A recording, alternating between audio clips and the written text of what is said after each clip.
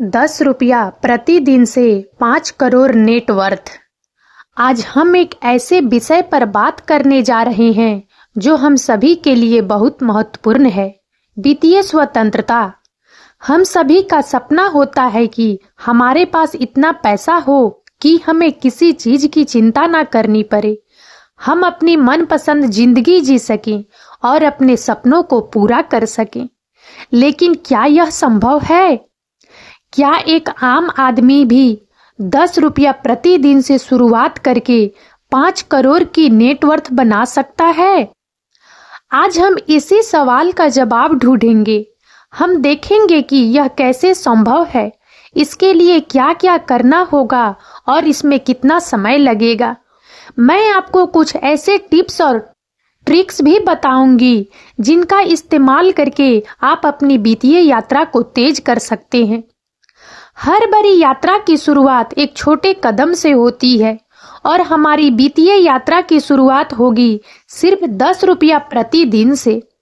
आप सोच रहे होंगे कि 10 रुपया में क्या होगा, लेकिन याद रखिए, बूंद बूंद से सागर भरता है।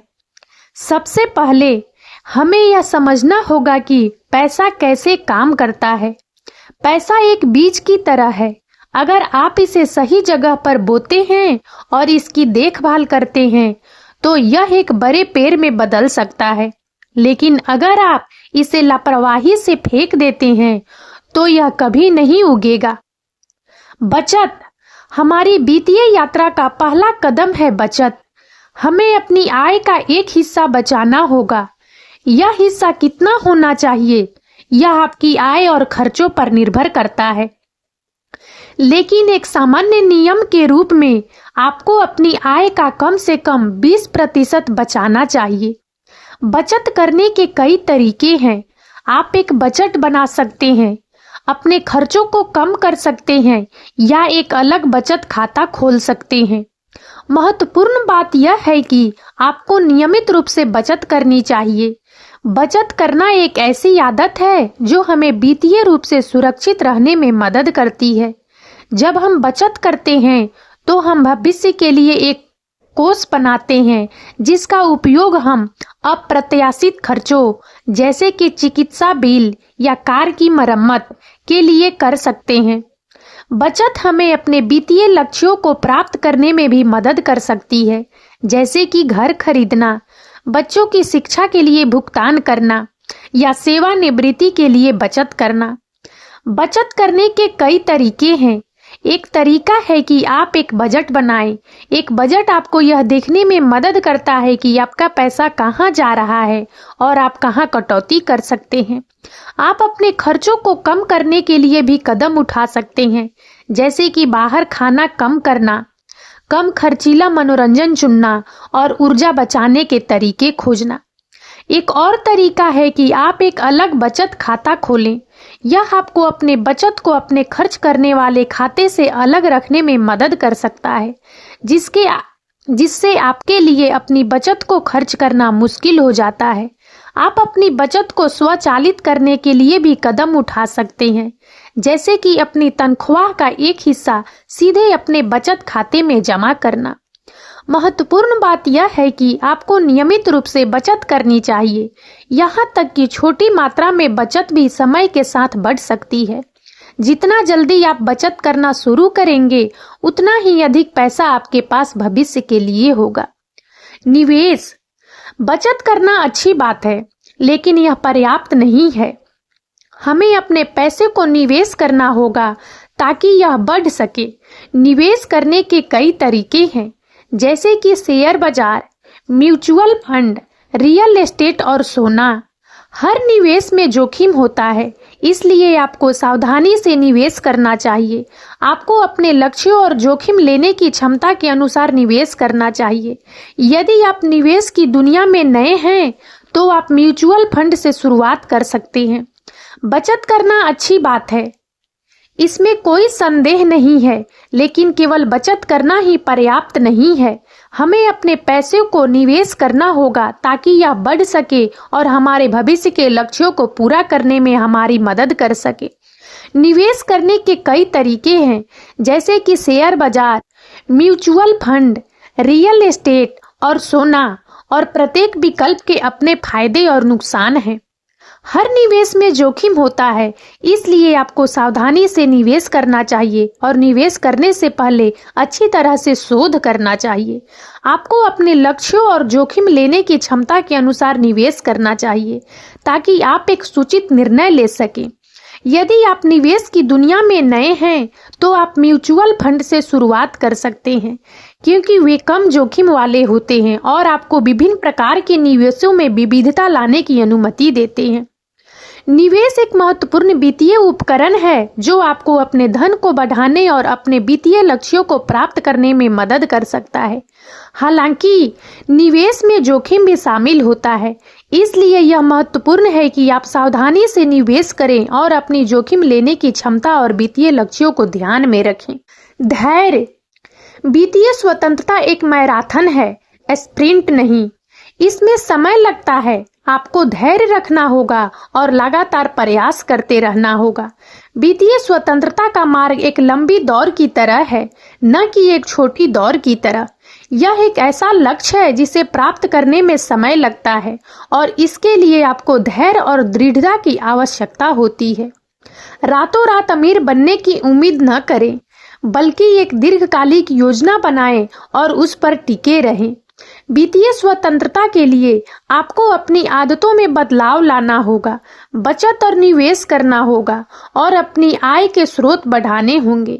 यह सब समय और प्रयास लेता है।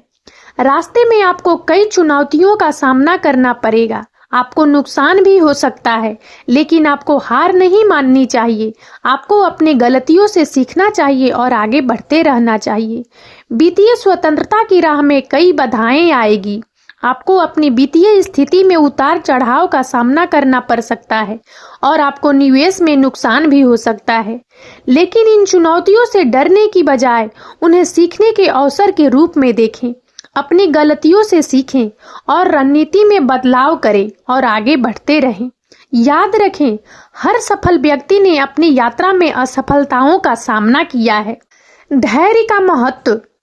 वित्तीय स्वतंत्रता के लिए धैर्य रखना महत्वपूर्ण है क्योंकि यह आपको लंबी अवधि के लिए अपनी योजना पर टिके रहने में मदद करता है। यह आपको अल्पकालिक लाभ के लिए जोखिम लेने से भी रोकता है। लगातार प्रयास। वित्तीय स्वतंत्रता प्राप्त करने के लिए आपको लगातार प्रयास करते रहना होगा।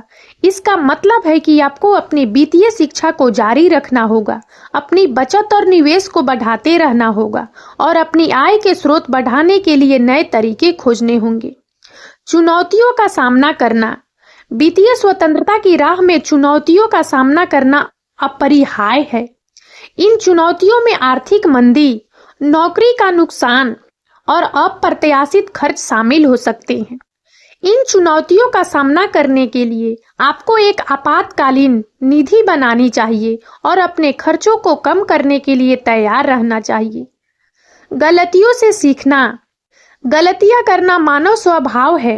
वित्तीय स्वतंत्रता की राह में आप गलतियां करेंगे, लेकिन महत्वपूर्ण बात यह है कि आप अपनी गलतियों से सीखें और उन्हें दोहराने से बचें।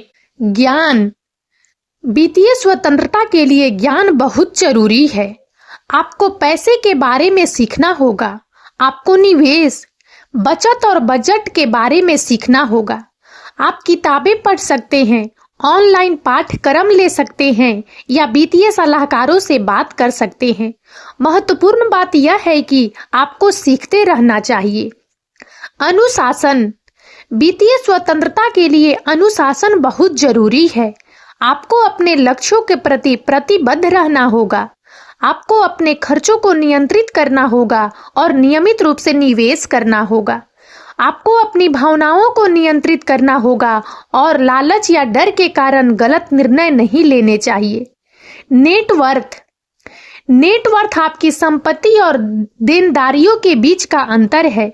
यह आपकी वित्तीय स्थिति का एक अच्छा संकेतक है। आपकी नेटवर्थ जितनी अधिक होगी, आप उतने ही अधिक वित्तीय रूप से स्वतंत्र होंगे। 5 करोड़ का लक्ष्य।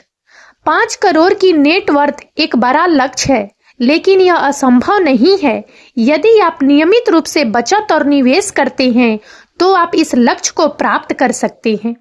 इसमें कितना समय लगेगा यह आपकी बचत और निवेश की दर पर निर्भर करता है, लेकिन एक सामान्य नियम के रूप में इसमें 20 से 30 साल लग सकते हैं। वित्तीय स्वतंत्रता एक यात्रा है, मंजिल नहीं। यह एक ऐसी यात्रा है जो आपको अपने सपनों को पूरा करने और एक बेहतर जीवन जीने में मदद कर सकती है। यदि आप 10 रुपया प्रतिदिन से शुरुआत करके 5 करोड़ की नेटवर्थ बनाना चाहते हैं, तो आपको बचत, निवेश, धैर्य, ज्ञान और अनुशासन की आवश्यकता होगी। और अब इस वीडियो में इतना ही। यदि आप सबको हमारा यह वीडियो अच्छा लगा हो तो प्लीज इसे लाइक करें और ज्यादा से ज्यादा शेयर करें, ताकि हमारा मनोबल इसी प्रकार से बढ़ता रहे और हम एक से बढ़कर एक ज्ञानवर्धक वीडियो लेकर नियमित रूप से आप सबकी सेवा में उपस्थित होते रहें। और तब तक के लिए बने रहे हमारे चैनल अतुल्य जीवन पर। हम बहुत जल्द एक नए ज्ञानवर्धक वीडियो के साथ एक बार फिर से आपकी सेवा में उपस्थित होंगे। जय हिंद, जय भारत।